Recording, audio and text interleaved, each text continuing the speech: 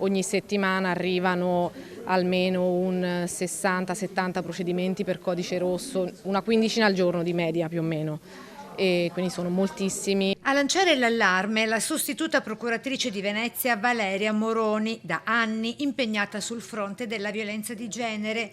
Il quadro che emerge dagli uffici giudiziari veneziani è quello di un fenomeno che non accenna a diminuire e che continua a colpire donne di ogni età ed estrazione sociale. Io penso che sia importante chiedere aiuto se si comprende che c'è qualcosa che non va o che comunque la situazione crea dei problemi.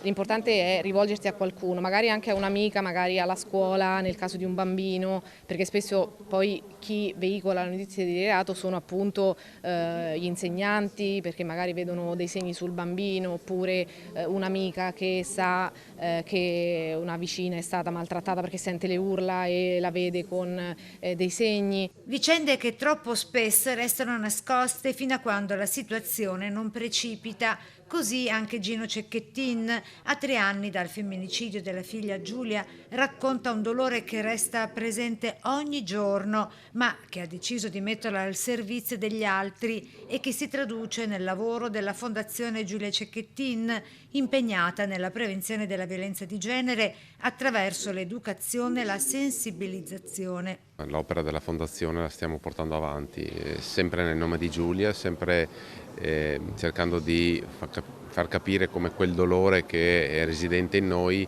possa promuovere qualcosa di positivo, e il confronto che si è acceso oggi con dibattiti costruttivi parlando di violenza di genere lo facciamo per gli altri. Migliaia i ragazzi e le ragazze, specie adolescenti, da lui incontrati finora, a colpirlo le loro domande per costruire relazioni sane e contrastare la cultura del possesso e del controllo, dice. Molto attente alle questioni delle relazioni che hanno tra pari, e in particolar modo le domande dei più giovani che sembrano essere molto profonde. Io ricordo sempre una domanda di una ragazza di terza media che ha detto: l'amore ti fa fare cose strane, e come possiamo noi capire quando quelle cose lì non sono strane, sono lecite, sono giuste? Dobbiamo dare delle risposte a questi ragazzi. Al centro del suo messaggio c'è una parola semplice ma fondamentale: rispetto. Quando allarghiamo il concetto della parola rispetto un po' al genere umano, penso che la risposta sia quasi ovvia.